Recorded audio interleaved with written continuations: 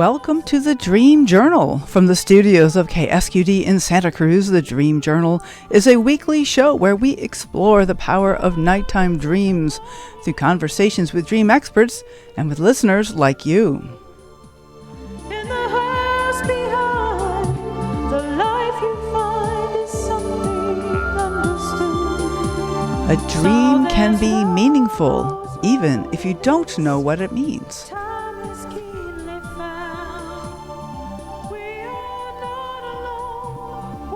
Today's music is called Neothermal, and we have the guest Amy Barnes on the background music again today. Today we speak with poet Renzo Del Castillo, building connections and empathy through creation, art, integrity, and love. Author of award-winning best-selling debut poetry book, Still. And there's Amy. Beautiful.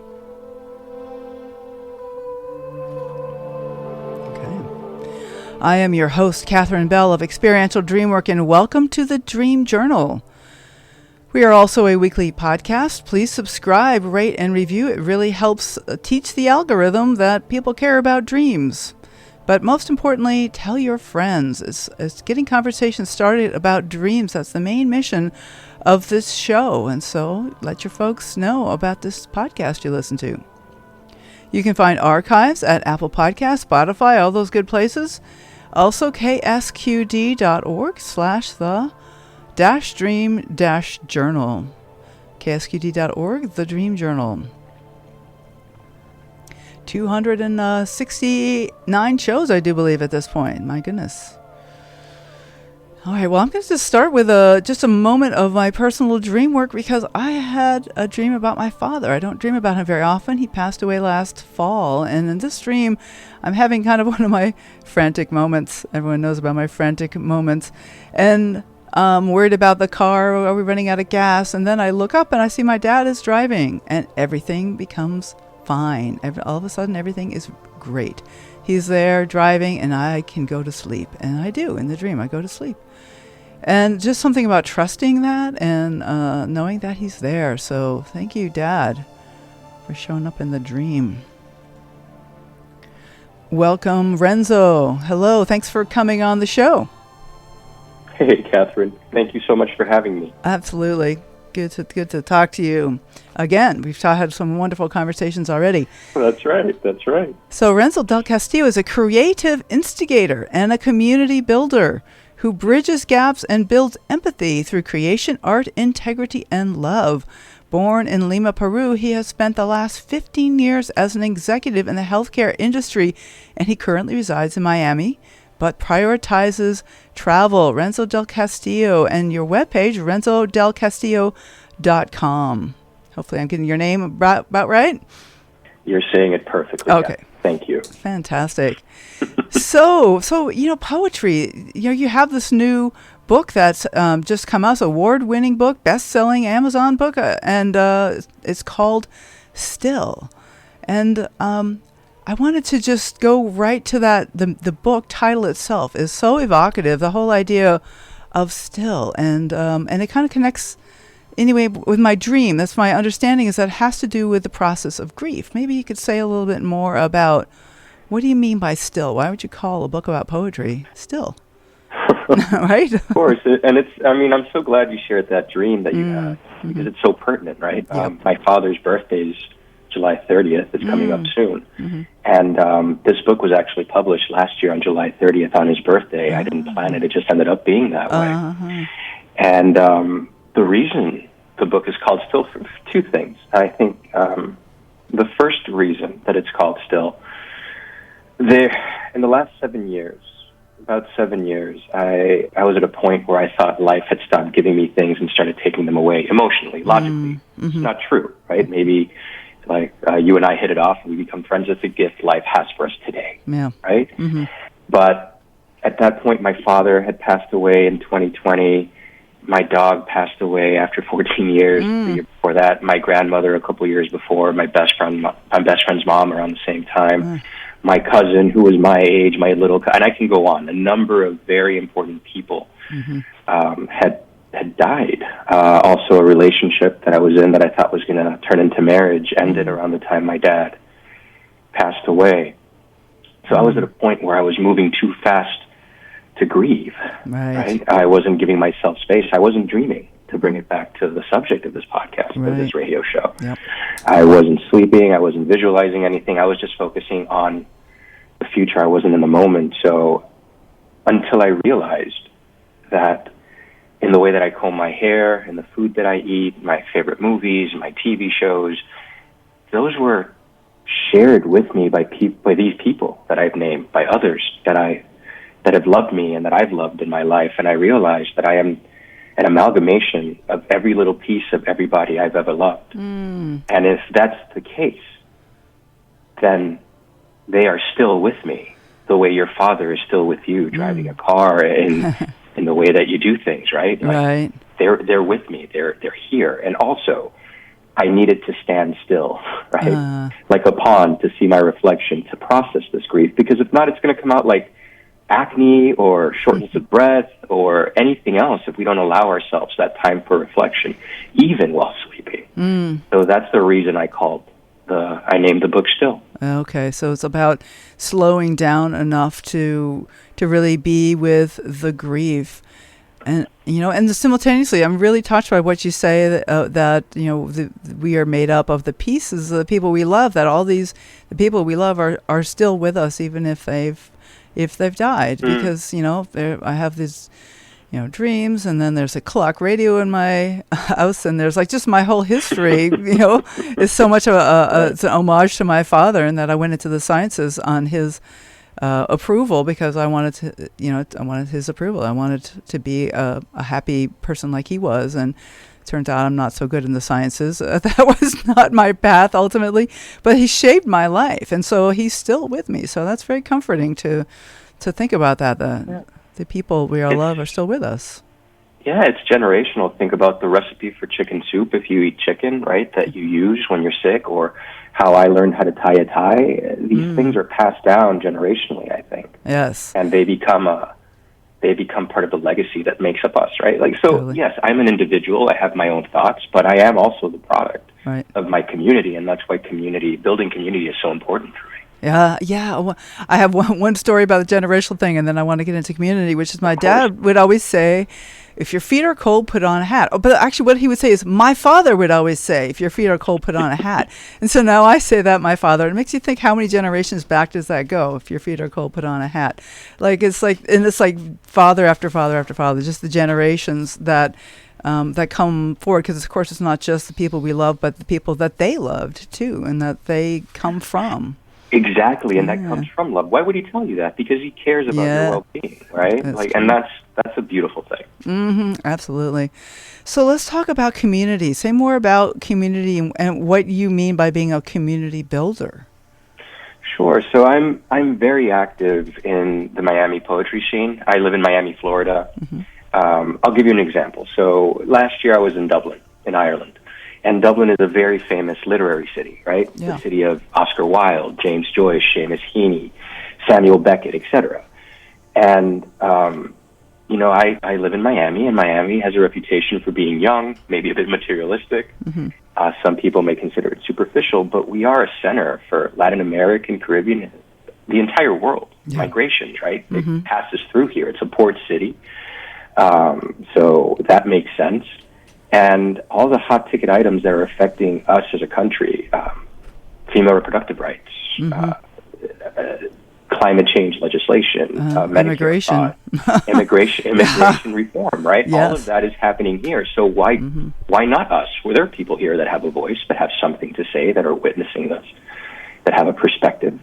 Why can't Miami be a place where we build a community to allow people from all different walks of life to have platforms to be able to express their truth? Well, so what kind of platforms are you talking about here? Now, like in person, you're talking about Miami specifically.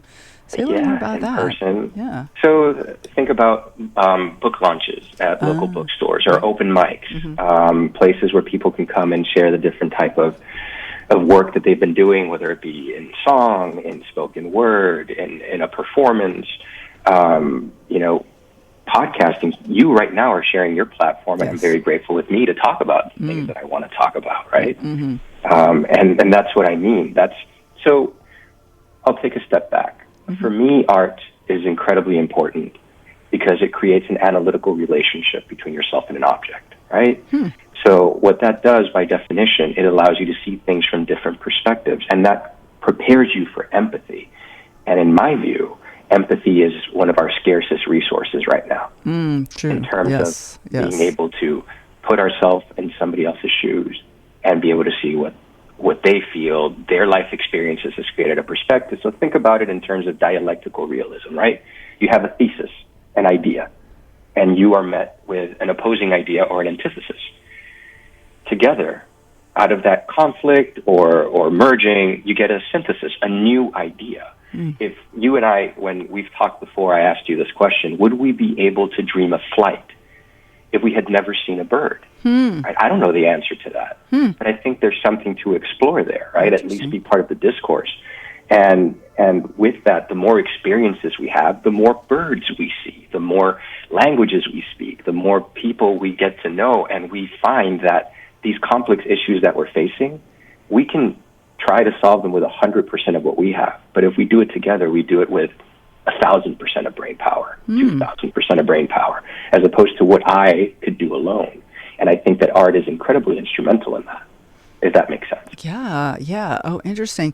And I love your idea that if we had never seen a bird fly, would we even think about flying as humans? Like, do we, is it something we see contributes to our imagination? And then the art around it is, like how you say that, a relationship between a self and an object, like that brings in the real personal aspect of it. And so I'm thinking about something that we talked about before, having to do with travel. That travel is very broadening. People will say, to your emotions and to your waistline and all that.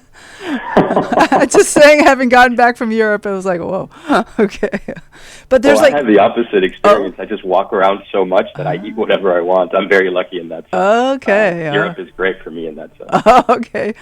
Wow. Okay. So, but there's something that like meeting other people and seeing other cultures, and it can be like in our own community, meeting people of other cultures, or traveling in other places in the world. And where do we travel every night but in our dreams? And so is there something that, can we dream about something we've never seen before? Can we bring in imagination to the dreams? Well, yeah. So I want to bring up an idea that you mentioned last time we spoke for your audience, so Sure. you weren't privy to the conversation. So I'll give you some context. But I've been thinking about it ever since then, Catherine, and it's being an immigrant in your own dreams, right? Like being an immigration to a different place. So I'm an immigrant, right? My family immigrated here in 1989 from Peru, from Lima, Peru. But in our dreams, we are able to travel and become part of whatever dream community exists, whatever is in our heads that's trying to get out, or maybe we are connected to another dimension, realm, for lack of a better term, another form of reality. And through dreams, we are immigrants, right? And that has been spinning around in my head ever since you mentioned it. Well, there's the kind of exotic things of out of body experiences and meeting entities from other realms, and that's an amazing thing to think about. And there's also this kind of more homespun idea of emigrant to ourself, to our own psyche, like the conscious mind or conscious thoughts have a certain tenor, and we have habits and familiarities with our thoughts, and yet the body is holding these things. Like you talked about grief, that if we don't really acknowledge our grief, that it might come out as acne or some breathing problem or cancer or some horrible thing like that. And so those things are waiting in our subconscious. They're there, and so maybe we could be an immigrant into our own self. I think the way you mentioned it exactly was an immigrant in our own lives, right? If I remember it well. And dreams being this passport to that immigration, right? That visa to be able to explore it fully. Right. So Right. Yeah, you've had me thinking for a while. Well, and there's something that I always come back to with dreams is that most of the dreams we ever have, we don't remember.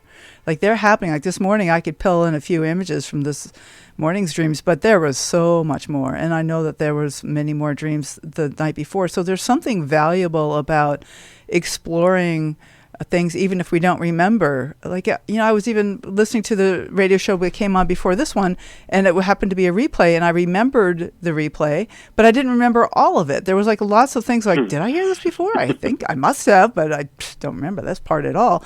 So like there's something that happens even on the subconscious level, just below the conscious level, that must be valuable. Otherwise dreaming wouldn't be a thing. People wouldn't be dreaming millions of years later. It wasn't something valuable about this exploration that goes on, whether we even remember it or not. Yeah, and we can deconstruct that a bit further, right? So let's go back to the example of if I've never seen a bird, Yeah. and I dream of flight, right? So let's say we see a bird, and let's tie it to poetry, right? So you describe it, you write it down, but if you dream of flight, you're going to have those sensations of what it would be like, that empathy to put yourself in that bird's place, right? To put yourself in the sky. And what emotions would you have? In your dreams, you can feel that. You can feel that feeling in your stomach, right? And that's something then that you can take if you're able to remember it and recall it. You keep a dream journal, for example, or if you're better about recalling it than I am, because lately I'm not that skilled at remembering my dreams. And then you can write that down, and it's a completely different literary experience, and that's how it contributes to art and creativity, right? I think dreams, it makes us human. It gives us that specific experience to be able to tap into something greater than ourselves, and it enhances our creative output. Yeah. Does that make sense? Yeah. What's coming to me is the idea of dreams as poetry. Like the dream itself is a kind of a poem. It's not like a prose statement saying X, Y, and Z, something, but it's more of a symbolic statement that that sort of suggests certain things. And like the flying in a dream has this feeling like you're talking about, and it can be related to a sense of freedom or a sense of, it also can be related to a sense of like distance, like distancing yourself from the ground or being ungrounded. So it doesn't necessarily have to be positive or negative, but the idea that dreams themselves are poems. Like, in fact, I've written poetry about my dreams, and I know a lot of poets who work directly from their dreams and take the images, and you don't need to understand the dream, but there's something meaningful, there's some sense of feeling in there, and there's some way that the dream itself can be, well, like I say at the top of the show, it can be meaningful without needing to know what it means. Like a poem can bring up a certain feeling the same way a dream does. And you may not understand exactly what either the poem or the dream means, and yet they're meaningful.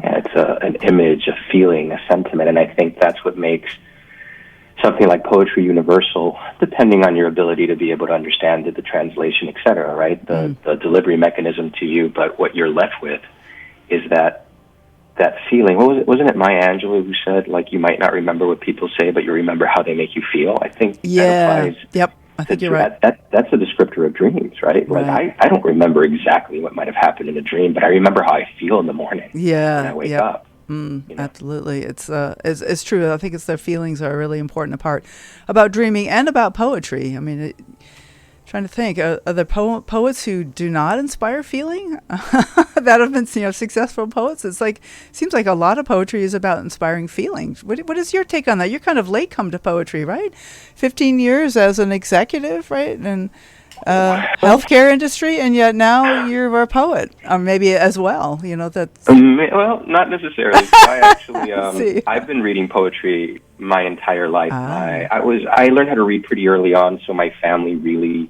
inculcated learning in me, and my grandmother, who was actually a university professor, started giving me like Pablo Neruda and like Cesar Vallejo and all these Hispanic poets when I was around 5-6 years old. So it was always part of me, but I didn't write poetry until late in high school when my cousin, the one that I mentioned, had passed away a couple of years ago. He was my age. We were a week apart. We grew up in the same crib, went to the same classes. We were both. He had a rap group called Soul What in high school, and one day. Soul what? Like SOUL? Soul, yeah, SOULWA. WHAT. Silhouette. Oh, that's great. Okay. Silhouette. Shout out to Silhouette. Yeah. Hans and Sammy, wherever you guys are. Much love to you guys. But so Pablo was my cousin's name. He told me, he's like, hey, dude, why don't you write poetry? And I'm like, me? No, I like reading it. No, and he's like, you're great at writing. You're great at communicating. Express yourself. So I started to. And in college, I went to UF, to the University of Florida, for aerospace engineering. They have a great program there. They still do. And but a couple of 6 credits short of graduating, I switched to poetry to the delight of my parents. Oh, that was not a great conversation over Thanksgiving. I see. Just a break. But I had never rebelled, Catherine. I was always the kid who did the right thing. So they kind of went along with it, but it comes from that love that we talked about, right? Some of that fear, like how are you going to feed yourself? Yeah. Also informed by that immigrant mentality, right? Like we came here, we struggled.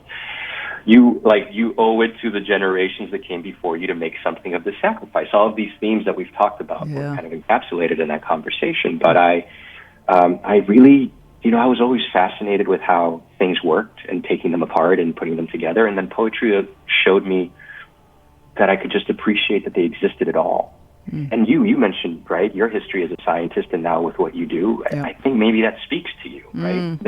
I still love the technical aspects, the logic aspects of engineering. I haven't left it, but I wanted to explore poetry and the appreciation and being in the moment, which I've always had trouble with. However, I applied to a program for grad school, a summer program to Cambridge, and got in, but I had political asylum. I didn't have my residency, and I'm 40 years old. So this was around 2005, 2006. That was after September 11th, and the immigration situation in the United States was a bit more elevated, a bit more heated at that time, right? It was up to the discretion of the immigration official at the gate if they would let you back in or not. And I knew 2 people that were deported. So my family, my mom and dad talked to me. They're like, hey, how about you finish here and do whatever you want?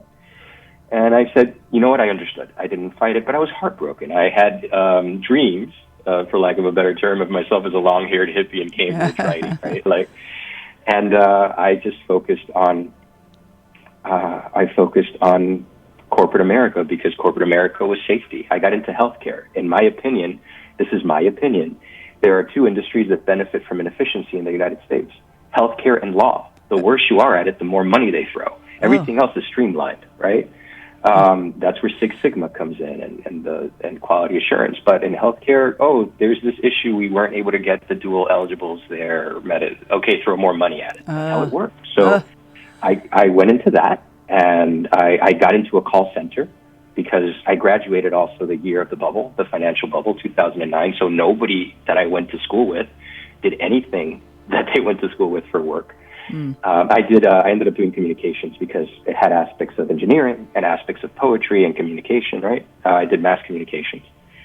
And I ended up going into a healthcare company for their call center. Within a week, I was doing projects, and then I just grew there into consulting and people leading and then being an executive. And I did, to your point, put away poetry for a while. But when my dad passed away, I picked it back up as a form of therapy, and I was very lucky that I had friends from high school. That Mike was in the Army, but he worked also in the arts. He did a lot of fundraising for ballet companies, and he was like, "Perfect, you're back writing poetry. I have this plan I've had for you for years. You have to apply to these journals and get this published. If you get this published, you'll get."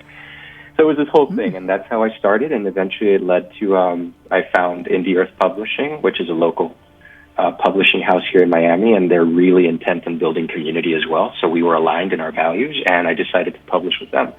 And that's how I got to it. But I did step away from it for a while, but it was always part of me. I see. Okay.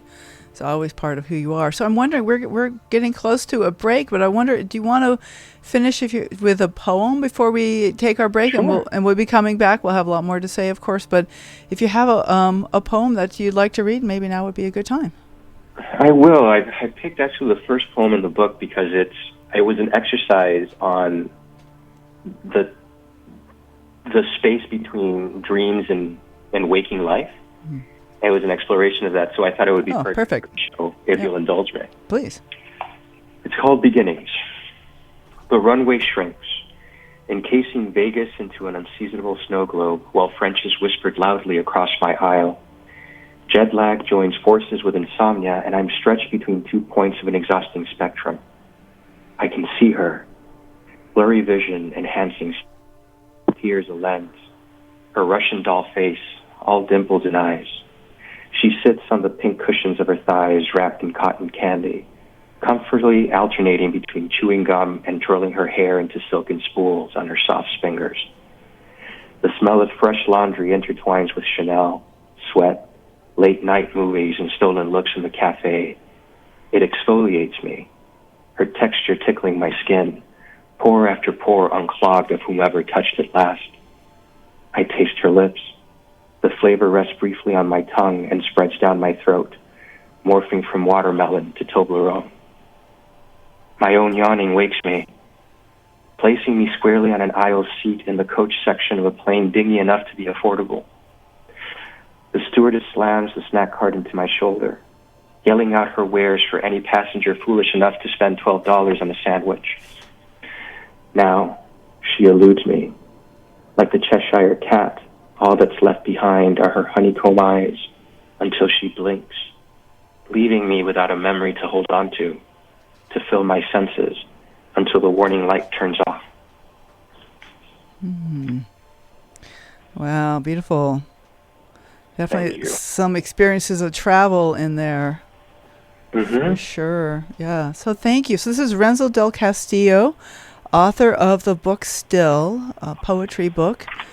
And you can find that in all kinds of different places. And I understand you're actually selling the Kindle version for only $1. Is that what I caught somewhere along the way? 99 cents or something?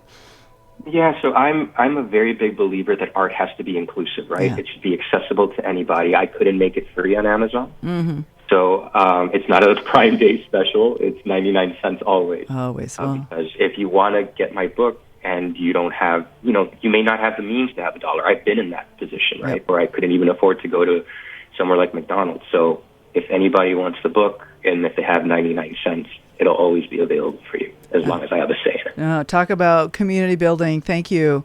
So we will be back in just a few minutes. Renzo Del Castillo. And my name is Catherine Bell. You are listening to The Dream Journal. We are broadcast live from the KSQD studios in Santa Cruz and co-broadcast live in San Jose by KCXU. And it's Renzo Del Castillo. His webpage is also renzodelcastillo.com. And after the break, we'll have more poetry. We'll talk some more about dreams. I know that Renzo has some dreams that he's ready to share, and also we'll be taking your calls. So stay tuned.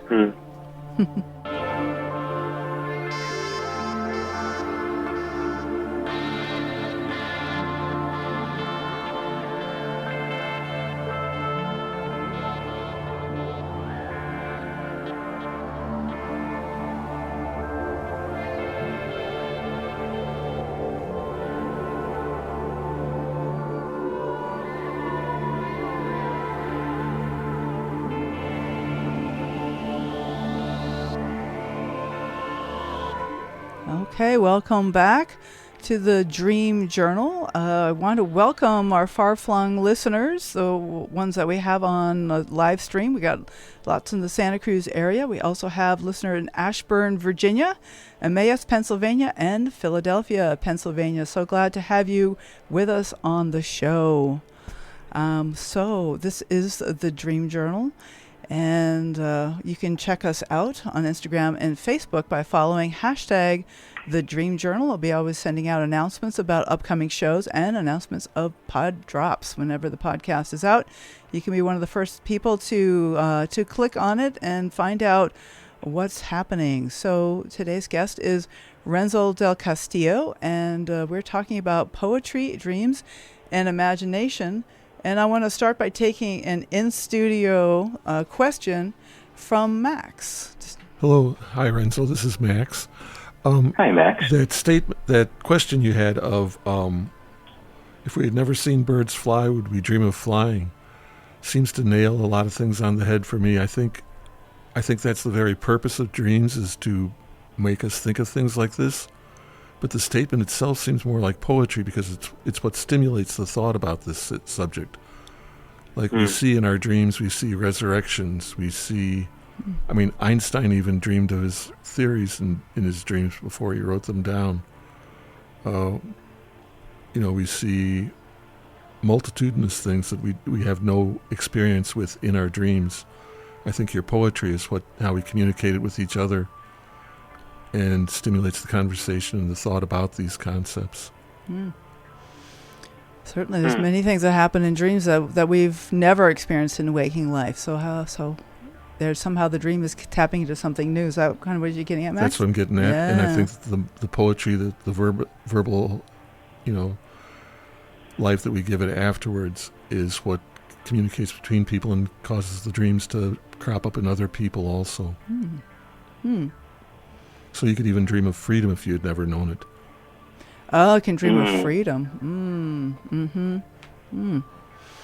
That's interesting. Yeah, I mean, that's something for me to definitely ponder on, Max, right? Like, because I always think about, would we know what darkness is without light?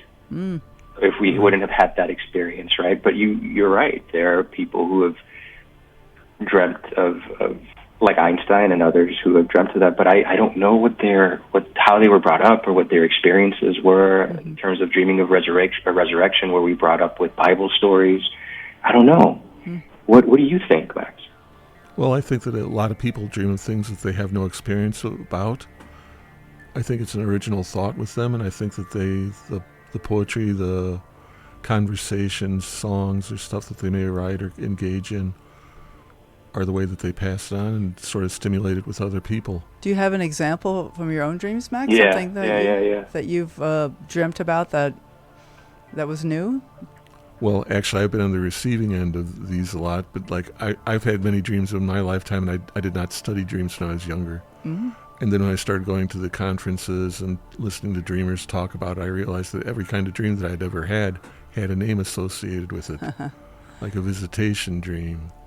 Right, the precognitives and lucid and all that. Lucid. The categorization. I thought they were just dreams for me. Well, I can answer that. That it was just that I've had this understanding that some kind of relationship of mutual cherishing was possible, even though I had never witnessed it. I mean, maybe it's an ideal in the culture, but it seems like I had never seen such a thing. Certainly, my parents got along well enough. But there was things that I would wish for better myself, and my own early relationships were very not ideal.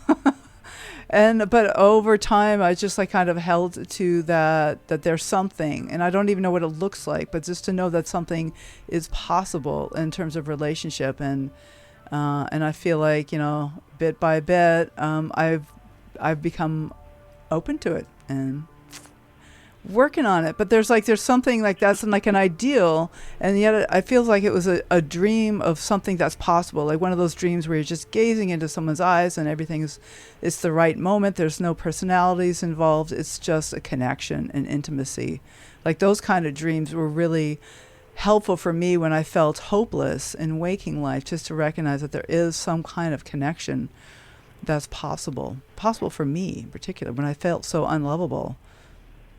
Yeah, I'm by no means a dream expert. As you know, I'm an enthusiastic practitioner. Yeah, right. I love getting my sleep and definitely enjoy dreams. But I have read, and I wish I would have written down the annotation to bring to you, but I do believe there were some studies that were done where people were dreaming similar dreams at distances. Yes. So let me not misspeak, but when I remember, Catherine, I will send it to you. Yeah. But there's an interesting connection there, right? Like, or concept there, right? Where you are, it's like when, I mean, in a horrible example, the nuclear bombs, right? Like people in different countries were doing the same thing or working on the same theories. But when you put it towards dream space, like people having similar dreams across great distances, I would love to know more about and explore that connection a bit more too. Well, there's a quote that from, I believe it's Jeremy Taylor, who likes to say, or he's passed away now, but he always would say that dreams are the workshop of evolution. Like this is where we test out ideas of where we're going and kind of get new thoughts, new plans, new things to focus on and to aim for and to build in waking life. Yeah, it might have been a long time ago, just the dream of a full stomach when there was none to be had. And then I love the idea that poetry makes dreams, and I guess I'm going to generalize to say the feelings that dreams evoke. That poetry can create.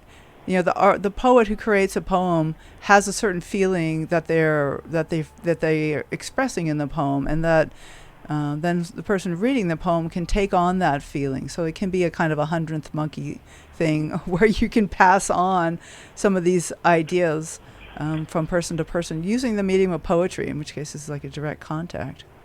Yeah. No, I'll share something with Yeah. you. Recently, I was at I have a good friend who's a poet here in Miami. His name is Scott Raven, and he actually makes his living being a poet. And he was doing a program with FIU University here for underprivileged kids to be exposed to the arts. And he asked me to come in when he wanted to teach them poetry, because they had a lot of Spanish speakers that weren't great at English yet. These are kids that recently got here. Right. And when we had the conversation with the kids, at first they were disengaged until I started talking to them in Spanish and asking them direct questions. And we got them in there, and the conversation evolved into misunderstandings, and language is a tool towards understanding. Poetry is a tool of language, right? In terms of how without that tool, you are not able to communicate your intelligence, your humor, the essence of what makes you unique and who you are, your personality.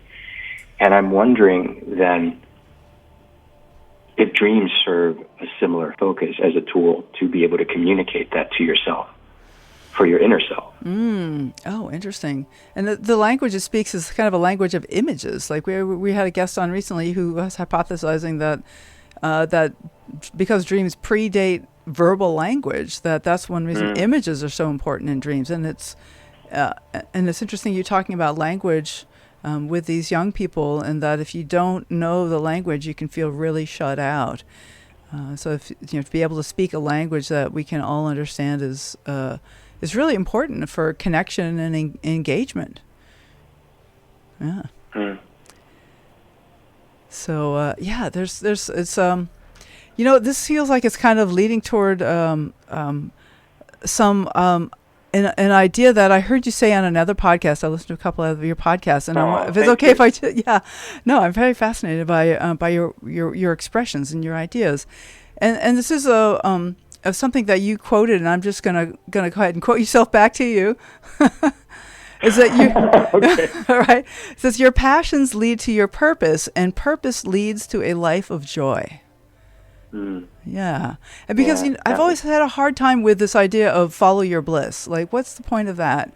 And couldn't that get you into a lot of trouble? But the fact that you're saying here your passions lead to your purpose, and it's the purpose that leads to a life of joy. Putting that word purpose in there, like, makes it a lot more real for me. Like, purpose is definitely can lead to joy. And that's one of the most important things of life, is to find a purpose, and following your passions maybe could lead you to your purpose. Sure.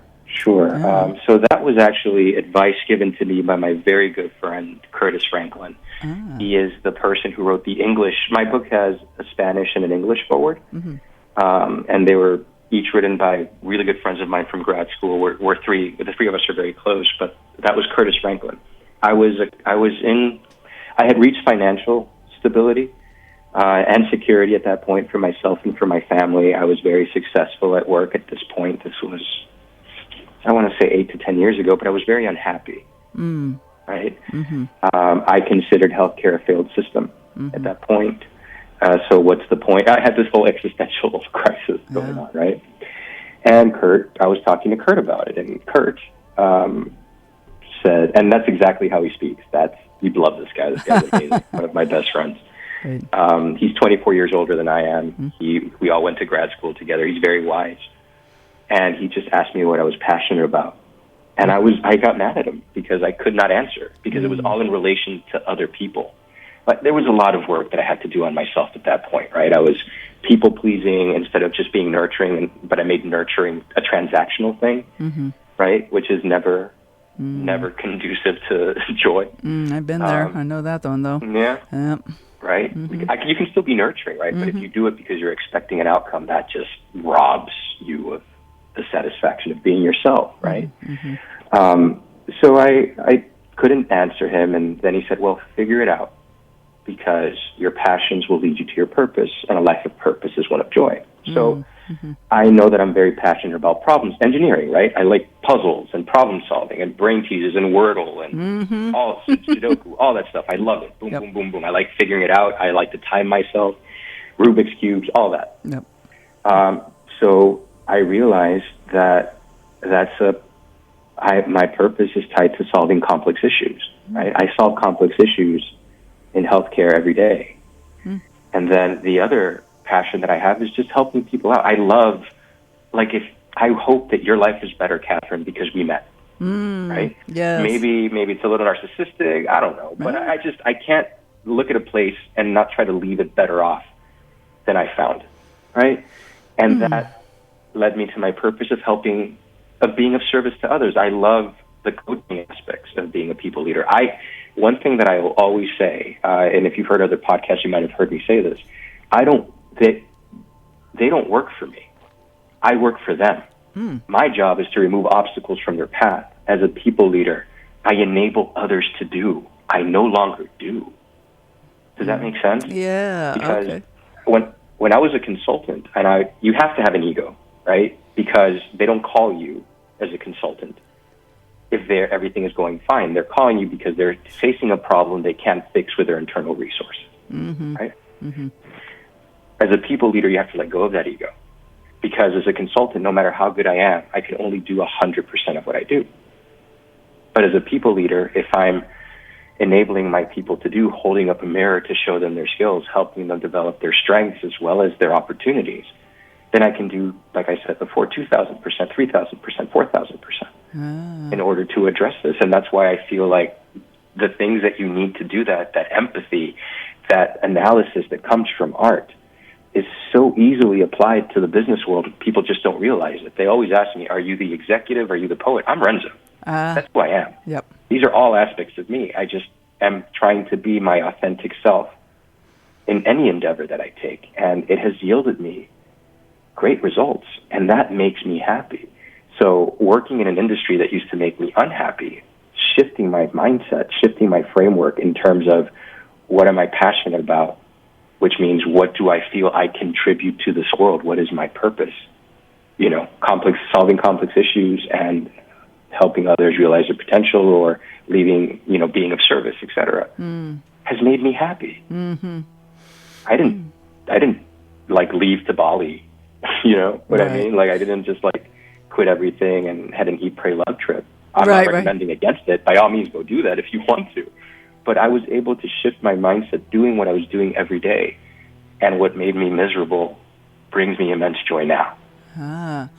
That's inspirational. I mean, that's the thing about the bliss is where am I going to end up in Tahiti or doing heroin or something, because I have those moments of bliss while I'm doing that. And just to wrap around to the idea of the leader of people, this is something that I think about a lot, is that I love to organize things. I'm one of the ISD organizers, and we're going to do a conference here, and in a year we're going to do another conference here. And I love to organize. I love parties. We have parties at our place every 6 weeks, and we do music nights. And I like to organize it, and just to host people so that they can have great times together and sing and talk and eat good food, and just to make to leave people better off than when they first met me. I love that idea that I can leverage my skills. I can do 100%, but then if I set a space where people can shine, then we can together make 1,000%, 2,000%. And so that's coming back around to community. Yeah, and even I'm nothing without my people. Because what am I? If I could do it all myself, I would have. They wouldn't spend the money and hire everybody else. You have to realize that. A good leader steps aside and lets others grow. Yeah. That's what I believe anyway. Oh no, I think that's true, and in invitations for seeing what people have to offer, and then they can shine in that way, and then it benefits the organization. So everybody benefits. Yeah, and like this brings me to the spaces where we connect. Another of your quotes I'm gonna quote to you, and it may be a quote of somebody else, but divinity exists in the spaces where we connect. Like it's not just human relationship, which is a really amazing, but it's also divinity. There's divine. There's something spiritual about that. I believe that deeply. Yeah, I believe that fully. So I think that concept was also explored in Before Sunrise, the Linklater movie with Ethan Hawke and Julie Delpy, right? But I've always believed that if there is a God, a universe, a unifying force, it's between the spaces between people connecting, talking, us right now having the conversation. To me, that's where the divine is. Yeah. Because I'm going to leave this conversation enriched. I'm going to leave this conversation with more knowledge, probably more inspiration. It makes me feel part of a greater whole to share ideas with you, with Mac, right? Absolutely. Yep. It's just, for me, it makes me feel not alone. Yeah. Yep. Yeah, and that's a life of joy, like when we can feel not alone and that what we're doing matters. May we all have a Curtis Franklin in our lives. That's it, for sure. So I'm wondering, would you like to maybe read another poem, and then we'll just say a few more words near the end of the thing? I just wanted to just finish up with Max. Thank you so much for your question. It was really inspirational to get us going. You're welcome. Okay, so. Sure. I will read another one, also in the space of dreams. This is a series of 5 haikus. I'll give you a little background just for context. It was an exploration of grief, and I was wondering, how can you make grief overflowing without literally saying overflowing grief, right? So I thought about the parameters of a haiku, right? 3, 7, 5, and within those syllables, within those parameters, 3 per first line, whatever, 7 second line, 5 last line.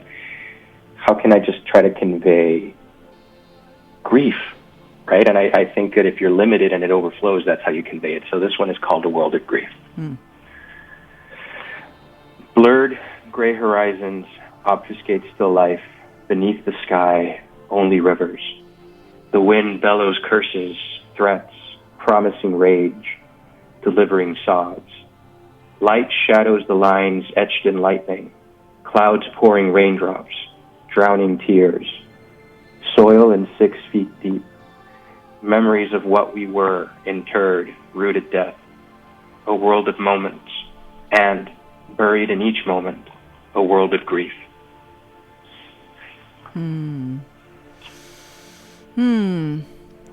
Beautiful. Yeah. Thank you, Renzo. Okay, so Thank you for listening. Oh yeah, no, I'm in the 6 feet deep in the flooding, and just beautiful. Yeah. So we never even got to any specific dreams of yours, but I think we covered a lot of dream territory in your poems and in your visions for relationship and community and passion and purpose and all that. So I feel very satisfied. Are there any other things you want to bring up in the last minute or so here? And Sure. Yeah. Sure. Maybe not for the last minute, but probably maybe fodder for a future conversation for you with anybody else or for me. So you were talking about the language of images and dreams, right? Yeah. Yeah. But I recently met somebody with aphantasia, which is that rare condition that makes it difficult or impossible to form mental images. We had a guest just 2-3 weeks ago with aphantasia, which was. Yeah, so this is fascinating. So I'm sorry to interrupt, but I'm so excited. The synchronicity had this so it's like, guest. So how do you speak that language? How do you bridge that gap? Right. When you have aphantasia, the person I met with aphantasia was just saying, like, when people were saying imagine this, he just thought we were all weird until he learned what it was. And it's just he was. Again, I don't want to generalize, but he specifically was very logical. Definitely a foot on the ground person versus head in the clouds. And it's just interesting. I don't know if that contributed to that personality or he already had that personality and had the aphantasia. But with aphantasia or things like aphantasia, how do you communicate or receive communication from the language of dreams? It's just a question that I have. Right. Yeah, no, it's a good question. It's interesting because dreams are so image focused. And yeah, well, you can go back and listen to that podcast. But she had. I'm going to. I'm going to now that I know that you had it. Yeah, and apparently, even people with aphantasia can sometimes have images in their dreams, but even if they do not have images when they're awake. But sometimes it's through feelings, like sensations and sound and all that. Interesting. So Renzo Del Castillo, your webpage is renzodelcastillo.com. That's RenzoDelCastillo.com. I'll have the link on the episode page. Is there any other way you want folks to get in touch with you in case they have questions? Sure. You can always find me on either TikTok and Instagram at renzodelcastillo.author. I'll make sure that you have that information for the show notes. Okay. Excellent. I think I'm the same thing on Facebook. For people who want to see what my day job is, you can go find me under Renzo Del Castillo on LinkedIn. Again, still is available in major bookstores. Barnes & Noble, Amazon has the hardcover, the paperback. In the Spanish intro, my friend Inigo says Renzo should be read in the lobby of the hotel, which means, yes, take this book and travel, go experience life, go create, right? It's so easy to tear things down. Go create something, be part of this world, not just a passive observer of your life.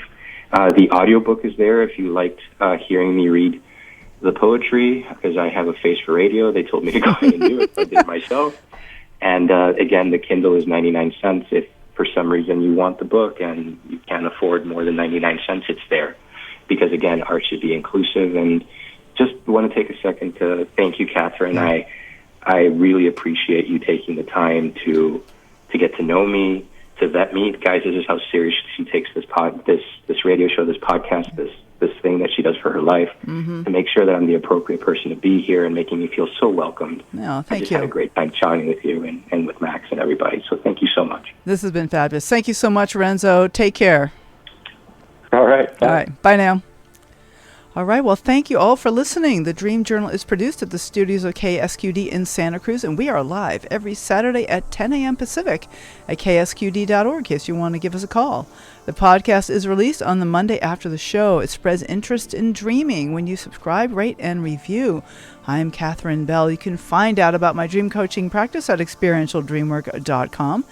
Email me at catherine@ksqd.org. KATHERINE@ksqd.org.